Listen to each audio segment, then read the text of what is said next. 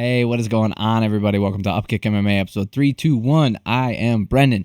All right, Dana White Contender Series, week 5. All right, this is going to be my first time covering these, but we're going to break down all the fights, talk about who got contracts, what we thought about the fights.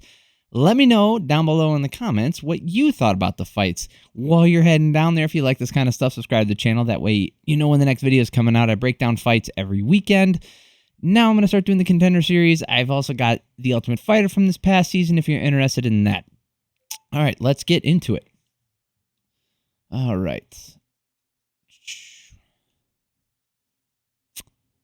Man, my daughter's playing some game downstairs. Also, if you're looking for a timestamp for the fights, they're down below. We're going to talk about the fights first, and we're going to talk about who got contracts after that, all right? Okay, so the very first fight on here was Bruno Lopes versus I think it's pronounced Brendson Ribeiro. Brendson Ribeiro. It's spelled Brendson, but it's Brendson Ribeiro. These guys just came out swinging extremely hard, right? These are light heavyweights, big dudes, throwing really hard, fight-ending intentions with every single strike, okay? The low kicks were landing from both guys. They're slugging it out in the middle. Both guys landing jabs and then hard hooks. They were kind of going one for a while, but the jab was more forceful from Ribeiro. And then he started to land a little bit more. Then he landed a hard left hand. Lopes landed a really hard left hand, and he swung his way into the clinch. Then Ribeiro landed a hard right hand. Then he landed this beautiful 1-2, put Bruno Lopes out cold. Out cold, right? He followed up with some ground and pound after that. It was really nasty. Crazy end to that fight. Fun fight to watch, not a long one. If you missed that one, at least go watch that one. He's someone to look out for going forward. Very strong guy. A lot of raw talent there. There's a lot to look forward for the light heavyweight division. We'll see how he can handle some grappling. But the light heavyweight division's relatively thin. Okay, not body composition wise. Talking about depth of field here. So we're talking about like 3 good wins in the UFC, and you're in the rankings. Three straight knockouts, maybe over a veteran name, and you could be, in title contention. I'm not joking. That's a legitimate possibility, right? And if you have a name or a story behind you and Dana White wants to push you, you could be in there after 2 or 3 wins, no problem, in title contention, right? That doesn't mean you're going to be getting a title shot after 2 or 3 wins. We're talking about being in the top 10, top 5 possibly. So in the light heavyweight division, you could do it. You could do it. All right, let's talk about the next fight here. Sidey versus Ramon Taveras. Okay, so we'll talk about the ending. But the way this was going, there was a stiff jab from Taveras, a nice straight left hand early. So it looked like the boxing was much cleaner from Taveras, right? He was much crisper with the hands. He was landing a little bit more. He was very smooth. Now, the kicks were coming back from Sidey, and great low kicks to the body. He was just leaving himself open to be countered a lot. And then all of a sudden, and those straights from Taveras were real bad, but the Sidey dropped him with a right hand. It immediately gets waved off after they go to the ground. He pushes him down. He goes to the ground. Horrible stoppage. Go back and watch it. I wish I could show replays here. Pretty sure this video get pulled, even though nobody knows who I am. It doesn't matter. There's an algorithm, and YouTube will pull the channel or pull the thing and then give me a strike and whatever. But the fight did not go on very long, right? And it ended far too abruptly. Like this referee stoppage was not premature. It was downright bad. There was no he was kind of. Taveras wasn't given an opportunity to respond to being knocked down. And this is the problem I have with stoppages of this nature. Not exactly this one per se. This one was bad, right? There's no excuses for this one. But some people will excuse a stoppage that are slightly better, that are better than this one. But I would argue not by much. And that's when someone gets hit with a really bad shot and it looks horrible. Right? The optics are not good. You fall backwards. If falling face first is never a good sign, but they're not given an opportunity to fully defend themselves, or they're given an opportunity to defend themselves, and then the second they start doing something like working to their feet and they leave themselves open to being hit, right? Because you're going to have to expose, right? You're going to have to expose something if you want to work your way up, right? You're going to have to post on an arm. You're going to have to grab something. You're going to expose, like you have to go 2-on-1 to use their body, and you're leaving yourself open to be hit as you work your way back up. The problem with that in terms of, again, back to optics, is you're going to take uncontested shots, thus not intelligently defending yourself. The problem is, if you just sit there and turtle up, the fight's going to get called. If you try to work your way up, the fight's going to get called. So you're supposed to roll to your back, and even if you roll to your back, it's not a guarantee that it's not going to get called. So they're not given an opportunity to make an intelligent martial art move to get back up. And this is an extreme example of that. Extreme example. He was not given an opportunity to do anything. And it's because the referee overreacted to the initial shot that he saw. And from his perspective, it could have looked horrible, right? It could have looked like he flew backwards, especially when Sidey went in and pushed after Taveras was already on the ground. And he goes, or Taveras, it's not Taveras, sorry. Taveras was already on the ground. Sidey comes in and pushes him down. The referee could have blinked his eyes at one point. He could have been looking at a foot, or something could have been in the way. He could have taken his focus away from the action for a split second, and he thought that was a strike, and all he saw was Sidey's hand going forward and Taveras' head going backwards, and he thought that was the finishing blow, right? And then his reaction was to save the fighter. So the initial overreaction, I think, is what caused him to be out of position. So when you move in, you dive in, like Smith, right? Smith did it for the main event here. You move yourself into position after you see a big strike like that. You got to move quick. Especially if you're really far away from the action, you got to move quick to get in there.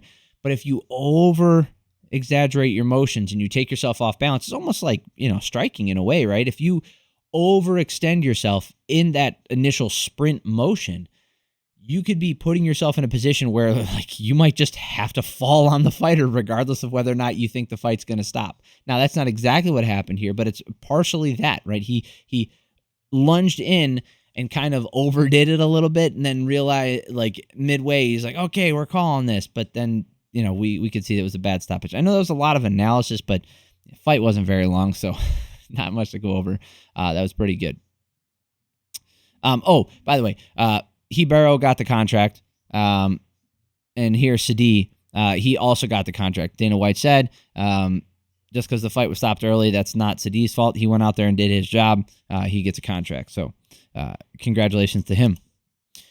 Chad Hanekom versus Dylan Budka. Now, this is a skipper.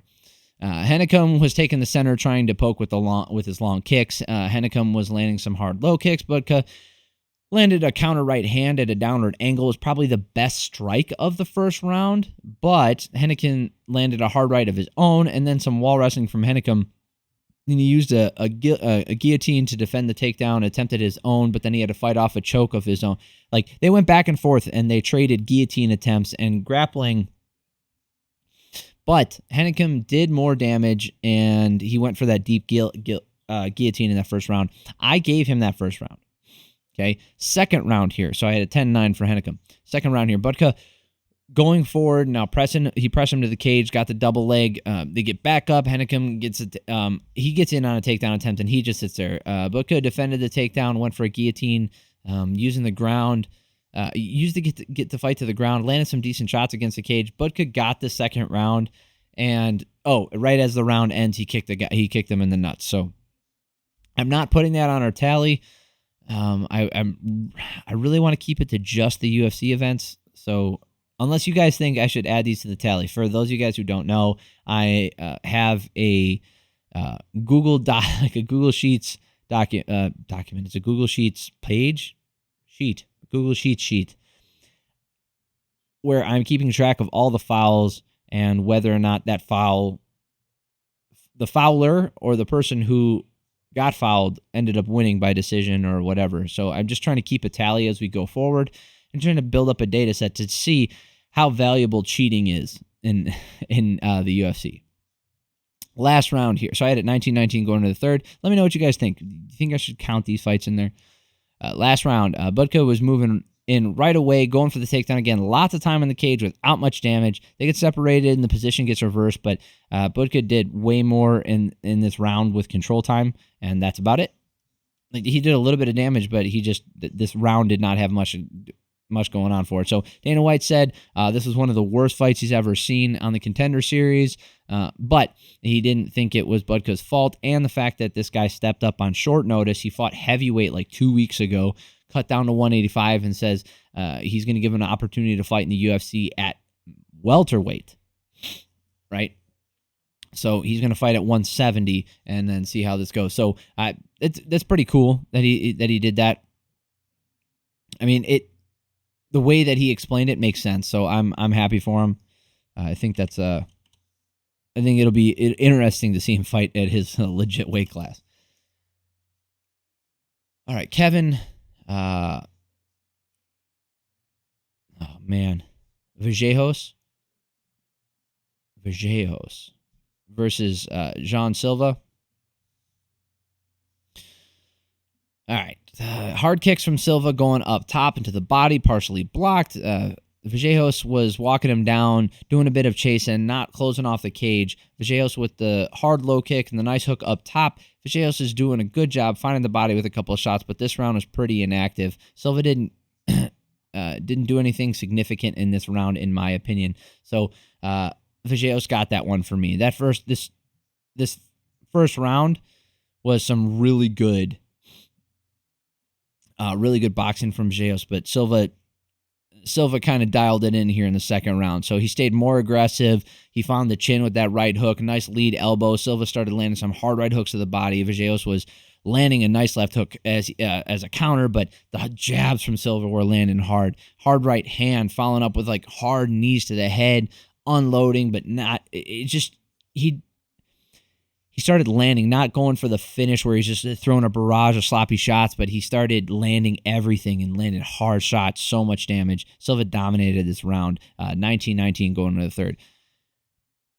Vallejos was landing some tight hooks, but he just wasn't using his jab very well in this round. Silva landing that left hook to the right straight combo. He was landing it hard multiple times. Silva just not stop with the pressure. Got the single leg lift and the dump in this round. Silva ended the round driving forward and throwing wild. This round was more for Silva. If you look at the total striking numbers here, 87-73. We don't have round by round here, but you can tell as the fight went on, Silva really picked it up. Vallejos was a cleaner striker, and in that first round, he did an excellent job. But man, he needed to throw more. I would say more jabs, and then probably some more kicks to the legs. Try to keep that distance and keep Silva from driving forward unimpeded. And we'll talk about another. Silva got the contract, obviously, and then Dana White says he wants to see Vallejos again because he says he's really good. So interesting. Rainn Guerrero versus Dione Barbosa. Barbosa light on her feet, landing a nice 1-2. Barbosa landing a body kick, but Guerrero caught it and got her down to the ground. Barbosa reversed the position, then got to the back. Guerrero fought it off, gets pressed up in the cage. Barbosa got the headlock takedown, went for an arm lock, but lost it, and she gave up her back again, but she spins around. Barbosa throws up the arm bar and gets the finish. Guerrero, she's got not a heartbreaking story, but, a triumphant story, backstory. I recommend going to look at it. She was shot in the legs. Like, she's a fighter both in the cage and out of the cage. Props to her, but her skills just aren't there. It's not that she couldn't make it into the UFC with her skills at flyweight. I think she might have the ability to break in to the UFC, but she needs a lot more polish. I don't know if she's ever going to pick up those skills in time, just being a scrappy fighter, but she just wasn't even close on the skill front. Barbosa gets the contract. All right, that is it. Thank you guys for stopping by. I plan on covering the Dana White Contender Series till it ends this season. maybe we'll find something else to do on Tuesdays. Well, I'll find something else to do on Tuesdays and then record on Wednesdays. All right, I appreciate you all for stopping by. If you like this stuff, hit the like button. I'd super appreciate that. Subscribe to the channel. That way you know the next video's coming out. Like I said, 2 or 3 videos every single week breaking down fights. If you like this kind of stuff, go back and check out some of my older ones, breaking down fights from The Ultimate Fighter. This past weekend, I broke down the fight. So if you're going through fights in history that you really appreciated over the past couple of years, go check out my breakdown on there. See if you agree with it. Leave a comment. I'll see it. Even though it's years old, I'll see it, and I'll reply back to you. We can talk about fights all day. All right. Love y'all. Have a great week.